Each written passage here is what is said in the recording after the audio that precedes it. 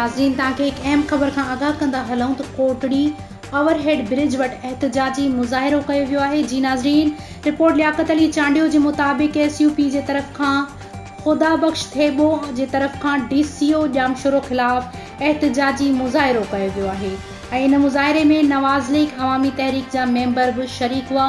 जी नाज़रीन, वधीक ॿुधायो थो वञे त मुख़्तलिफ़ मसइलनि जे हल न थियण ख़िलाफ़ DCO ॼामशुरो ख़िलाफ़ SUP जे तरफ़ खां, जंहिंमें नवाज़ लीग ऐं अवामी तहरीक जा मेंबर बि शामिल हुआ, मुज़ाहिरो कयो वियो आहे।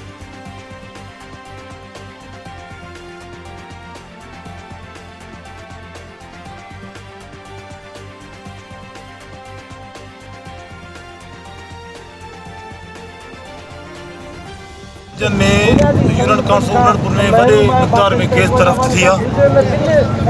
असांजी सानान सभी आहे त असांजे ॻोठनि मां गैस निकिरे थी, जेका ॿियनि सुबंदड़ वञे थी। कानूनी तौर, समाजी तौर, मज़हबी, इख़्लाक़ी तौर सां हक़ आहे त पहिरियों असां मिलणु घुरिजे। सुप्रीम कोर्ट जो ऑर्डर आहे, उन ते असां स्ट्रगल लड़ाई हुई। असांजा मुतालबा हुया त असांजे इलाइक़े जे मकान माण्हुनि खे रोज़गार ॾिनो वञे। फिर पंहिंजी ॻाल्हि वितरा थी वियो। हाणे उनखे मञाइण जे लाइ उनखे जेको सो मुस्तक़िल ॻाल्हि ॿोलियूं थियूं, पर पंहिंजी ॻाल्हि ॿिए नथो। उन जा असांजे पूरो मन एहतजाज कयो आहे। असांजे मुतालबो ऐं मकान माण्हुनि खे रोज़गार हुजे, ॻोठ में पीअण जो पाणी कोन्हे, को असां परेशान आहियूं। सिविल फंड मां असांजे इलाइक़े खे